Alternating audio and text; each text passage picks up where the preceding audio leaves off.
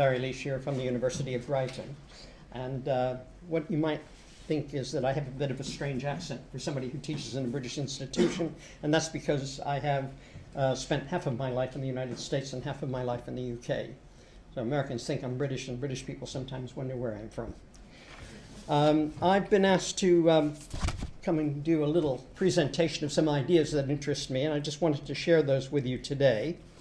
So my objectives are, first of all, to draw on a socioeconomic view of sustainability, to explore particularly the links between product cycle concepts and managing 21st implications and some of the implications of this. There's some influential ideas that have contributed to my thinking in this area. Obviously, Darwin is important. The ecological model, the idea that individuals are fitted better to their environment are more likely to survive. And if we apply that to organizations, we can also see that there has to be a compatibility, a fit between organizations and their environment. And some work has been done recently looking at what are the components, what's the content of organizational fit between an organization and its environment. There's also been work by Michael Porter, which is quite important, looking in particular at the changes that take place in the organizational environment and the need to meet this with strategy changes. And also, I think we've been influenced a lot by some of the ideas of some of the mega trends that Naisbitt has talked about. Naisbitt spoke of mega trends, and you're probably familiar with the idea, but I quite like the quote that trends, like horses, are easier to ride in the direction in which they're already going. So part of the idea is to think about what the implications are for some of these trends for organizational design and organizational management. And what I'm interested in particular is a particular idea and applying that to the design and the management of organizations, in particular the product life cycle. And this comes to some extent from Michael Porter's idea that strategy and organizations need to be fitted with their organizations in order to be sustainable. The product life cycle actually is a very simple model. It looks at unit sales over time from the introduction of a product in the market until its removal. And the idea is to look at the evolution of a product and its market attributes. And oftentimes this is characterized as a bell curve. Sometimes it's been characterized as an S curve. But the idea is that you're trying to look at what the implications are for a performance of a product in its market and try to interpret that for the performance, the design, and the management of organizations. To some extent, this comes from the diffusion of innovations literature. Rogers talked about the diffusion of innovations, introduction, where there's little customer awareness, growth, the idea of consumer recognition and acceptance, decline in growth, more entrants coming into the market, and being more competition, maturity, where there's a sales plateau, and market saturation, and finally decline as consumers abandon the product and start looking for others. And Theodore Levitt's work, famous article published in Harvard Business Review, actually mapped the product life cycle going through these various stages over time. Of course, there are a lot of questions to ask about the notion of the product life cycle. Do patterns exist? Can they be measured? How do you measure them? Which products? Can the stages be forecast? What are the conditions? How to use this? I think that I'm very interested in this as an integrating mechanism because it can be used for as a principle of organization. It can be used for policy and strategy of organizations, and it also can be used as a way of mapping the kinds of changes that organizations need to go through in terms of their design. So here's a mapping of the life cycle of a product onto the life cycle of an organization. And what we can see is that when an organization is young and small, it needs to have a structure which is rather flexible, typically entrepreneurial. In order for an organization to grow, it must become more professionalized, more specialized. And then as the organization faces competition, there are diseconomies of scale that pitch in, and the structure needs to change. Now, what I'm particularly interested in is the idea of market dynamics and product cycles in particular. And I'm interested in exploring this to see what useful this might provide. And I've been trying to do some observations and interviews of companies to find out whether this concept actually works for them and what the implications are for these companies. So if we think about the two key components of product cycles, we've got both the development cycle and the life cycle of organizational products. So we can classify products into products which have a very long cycle or products which have a short cycle. And we have both elements: product development cycle, how long it takes for a product to be developed, and life cycle, how long the product lasts in the market. So if we create a kind of a 2x2 matrix, something like this, we can actually begin to map organizations and say, well, where do the organizations belong on this map? So perhaps you might think for a moment, can you think of an example of a product market in which there's a very long product development cycle? In other words, it takes a long time for the product to be developed, and where the product also lasts a long time in the market. What would be an example of a product that takes a long time to develop and a long time that it lasts in the market? Possibly in the medical. Medical, yes. Perhaps pharmaceuticals. Okay. Pharmaceutical industry. Okay. And what are the characteristics of products in the medical market or the pharmaceuticals market?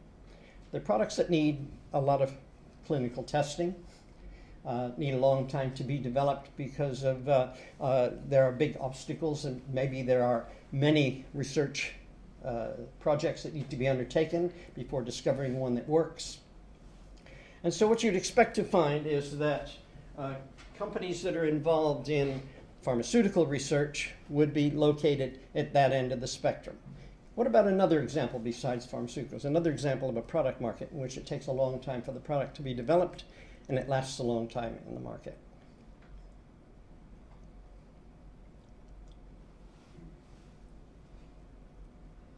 Long product cycles. It takes a long time for the product to be developed, and it lasts a long time in the market. So, relative. Computers. Ladies are pointing at computers. Okay, what's the nature of PCs you're talking about, for example? Yes. Yeah. Yes. How long, how was I'm that? not sure how long it takes to produce, but Yes. I know that it stays long time. Okay. Well, there's a difference between producing it and developing it, because the development cycle has to do with innovation, with creation of the product. The production cycle may be slightly different, but often overlaps.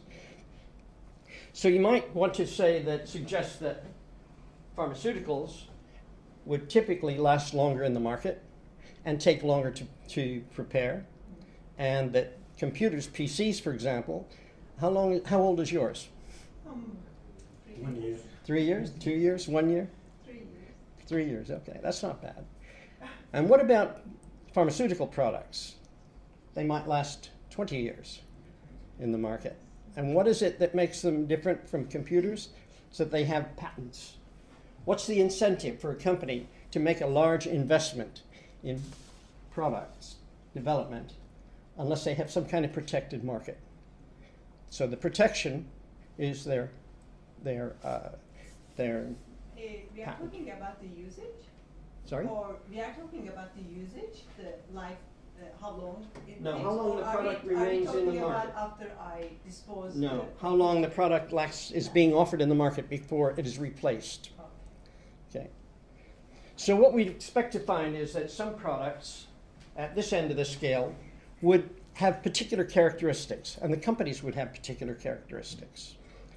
Let's think of another example. Think of an example of a product market which has a very short cycle. It doesn't take very long for the product to develop, and it doesn't last very long in the market. Some technology products, Right? Like? the new iPhone. Yeah. I mean, they go 1 year to the next, you get a new one, lasts 2 or 3 years, and the next. Okay. Good. Any other examples? Normally the ICT products, they have very short life cycle. Yes? They are very, very short. Yes. And fashion is another. In fact, sometimes the product is on the market before it has even been tested. So one of the interesting things about the differences is that you can make comparisons. How are organizations designed and managed in those two sectors? What you'd expect to find is that organizations that are at this end of the spectrum have a very long planning cycle. Oftentimes, competition is actually between 2 or 3 major competitors. There might even be a monopoly. Whereas organizations operating at this end of the spectrum would perhaps be, smaller organizations. They may not. They may have to. The market is very fragmented, so there's a lot of rivalry, a lot of competition. The market's very fragmented. So what you expect to find is that the way the organizations are designed and managed at these two ends of the spectrum are quite different. At this end of the spectrum, you expect to find organizations that are large in scale. You expect to find organizations that have high levels of R&D investment, perhaps 5% of turnover. You'd expect to find organizations that are very professionalized and bureaucratic, where the project that somebody works on may be longer than their life in the organization. And other examples of organizations operating at this end of the scale might be nuclear power stations, space stations, aircraft. So these are organizations that are dealing in markets which have very, very large barriers to entry. It's not very easy to get into the market. What do you need to get into the market in fashion? A sewing machine, a designer. So at this end of the spectrum, what you'd expect to find are very entrepreneurial, fast-moving organizations, very informal in their structure, and with also a very high tolerance of failure, willingness to take risk. Oftentimes at this end of the spectrum, you're dealing with organizations that are not very tolerant of risk, or maybe can have zero tolerance of risk.